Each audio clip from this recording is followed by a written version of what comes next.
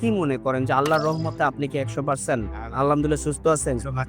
আল্লাহর রহমতে সুস্থ আছেন। আচ্ছা। উনি যখন অসুস্থ অবস্থায় ছিলেন তখন উনি কোনো কাজকর্মই করতে পারতেন না, উঠতেও পারতেন না, বসতেও পারতেন না। অবস্থায় থাকতে হতো উনার। আল্লাহর রহমতে বর্তমানে উনি সম্পূর্ণরূপে সুস্থ আছে। অ্যাজ এ রিপোর্ট অনুযায়ী শারীরিক এবং মানসিক সব দিক থেকে উনি আলহামদুলিল্লাহ অনেক ভালো আছেন। আসসালামু আলাইকুম ওয়া রাহমাতুল্লাহি ওয়া বারাকাতুহু। আমি doctor Mohammad Aslam, DHMH BHB Dhaka, BHMH on course Dhaka বিশ্ববিদ্যালয়। বর্তমানে বিশ্বনন্দিত ক্যান্সার চিকিৎসক অধ্যক্ষ ডক্টর এস এম সারোয়ার স্যারের চেম্বার গণস্বাস্থ্য হোমিওতে এজ এ ক্যান্সার চিকিৎসক হিসেবে নিয়োজিত আছি। প্রতিনিয়তই আমরা বিভিন্ন ক্যান্সার রোগীদের রিভিউ নিয়ে থাকি। আজকেও তদ্রুপ আপনাদের সামনে আমি একটা ক্যান্সার রোগীর রিভিউ নিতে যাচ্ছি, যিনি কিনা আমাদের এখানে দীর্ঘ 7 মাস চিকিৎসা করে আজকে 8ম মাসে আসছেন। চলুন আমরা সরাসরি রোগীর মুখ থেকে শুনি রোগীর কি কি প্রবলেম ছিল, রোগীর কি হয়েছে বা কি আসার বিষয়। আসসালামু আলাইকুম। আসসালামু আলাইকুম। ওয়ালাইকুম আসসালাম। ভাইজান কেমন আছেন আপনি? আছি আলহামদুলিল্লাহ। রোগী আপনার কি হয়? আমার বাবা। আপনার বাবা। আপনাদের চিটাগাং এর বাসিন্দা? জি। আচ্ছা, চিটাগাং এর ভাষা আমাদের একটু বুঝতে অনেক সমস্যা হয় বিধায় কথা আপনি বলবেন, এই তো? আচ্ছা ভাইজান, আপনার নাম কি? আমার নাম মিজান। আপনার বাবার নাম? আব্দুল আজিজ। আপনাদের বাড়ি কোথায়? আমার বাড়ি চট্টগ্রাম কর্ণফুলীতে। চট্টগ্রাম কর্ণফুলীতে।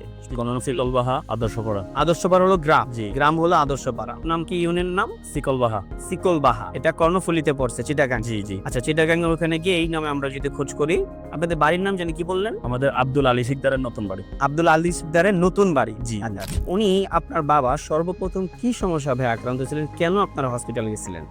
সর্বপ্রথম গলায় প্রবলেম হইতো, খাওয়ার দাওয়ার খাইতে সময় মনে হইতো ওনার কিছু একটা বাঁচতেছে জি গলার মধ্যে। জি। হঠাৎ রমজান 25 বা 26 রমজানের দিকে এটা ফেটে যায়। কত সালে? এই গত রমজানে। গত রমজানে? জি। আচ্ছা, ফেটে যায় ওটা।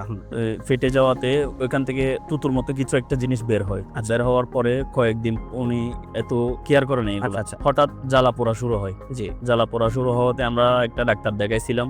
ডাক্তার পরামর্শ অনুযায়ী বিভিন্ন পরীক্ষা নিরীক্ষা করাইছি। পরীক্ষা নিরীক্ষার মধ্যে এটা কি বলে, গলার এন্ডোস্কোপি করেছিলাম। হ্যাঁ, এন্ডোস্কোপি করাইছি। এন্ডোস্কোপিতে বলতেছে যে ওনার গলার অবস্থা ভালো না, আপনারা দ্রুত হসপিটাল ভর্তি করান বা বায়োপসি করান। আচ্ছা আচ্ছা, আমরা বায়োপসি করানোর জন্য বিভিন্ন জায়গায় গেছি, অনেকজনে অনেক রকম ডিমান্ড করছে। জি। শেষ পর্যন্ত আমরা চট্টগ্রাম হসপিটালে বায়োপসিটা করি। ওইখানে বলতেছে যে ক্যান্সার।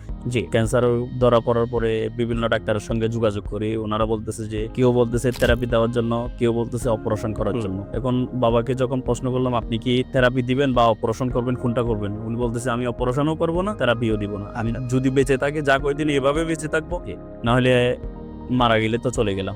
জি। তো আমি আপনাদের এখানে রিভিউ দেখলাম ফেসবুকে, বিভিন্ন রোগীর সঙ্গে আমি অনেক যাচাই করলাম। প্রায় 1 মাস ধরে আপনাদের এগুলা খুঁজে যাচাই। আমাদের যে পেজ আছে, আপনি নিজে ঢুকে আমাদের ভিডিওগুলো দেখেছেন, রিভিউ দেখেছেন, এটা প্রায় আপনি 1 মাসের মতো কন্টিনিউ করছেন। আমাদের বিষয় যাচাই বা জি। 1 মাস পরে আমি খোঁজ নিয়ে নাম্বারে আমি যোগাযোগ করি। তারপর উহি একজন ছিল, ওদের 2 জনের সঙ্গে আমি যোগাযোগ করি। যোগাযোগ করে ওদের থেকে ঠিকানা নিয়ে এখানে আসলাম। এখানে এসে চিকিৎসা শুরু করলাম। আমরা টোটাল কত মাস ব্যয় চিকিৎসা করছি? 5 মাস, 4 মাস শেষ। 5 মাসে যখন আসছি আমাদেরকে পরীক্ষা দেওয়া হয়েছে।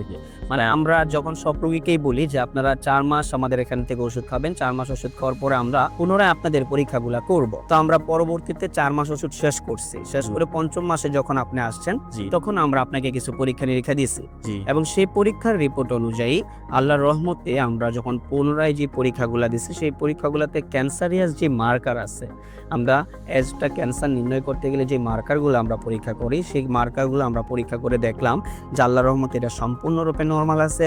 ওনার ব্লাডের কিছু প্রবলেম ছিল, সেটা সম্পূর্ণরূপে আলহামদুলিল্লাহ নরমাল আছে। ওনার প্রস্রাবে কিছু সমস্যা ছিল, সেটাও সম্পূর্ণরূপে নরমাল। এবং সর্বোপরি আমরা একটা আলট্রাসোনোগ্রাম করছিলাম, হোল বডি, হোল অ্যাবডোমিনের একটা আলট্রাসোনোগ্রাম করছি, আলহামদুলিল্লাহ সেই রিপোর্টটাও নরমাল। এবং কিডনির যত প্রবলেমগুলো ছিল, যেমন ক্রিয়েটিনিন, এরপরে আপনার এসজিপিটির এই সমস্ত রিপোর্টগুলো কিডনি এবং লিভারের, এটিতে আলহামদুলিল্লাহ উনি সম্পূর্ণরূপে সুস্থ আছে। 4র্থ মাসে ওষুধ শেষ করার পরেই 5ম মাসে উনি সুস্থ আছে। এটা আল্লাহর কাছে হাজার হাজার শুকরিয়া।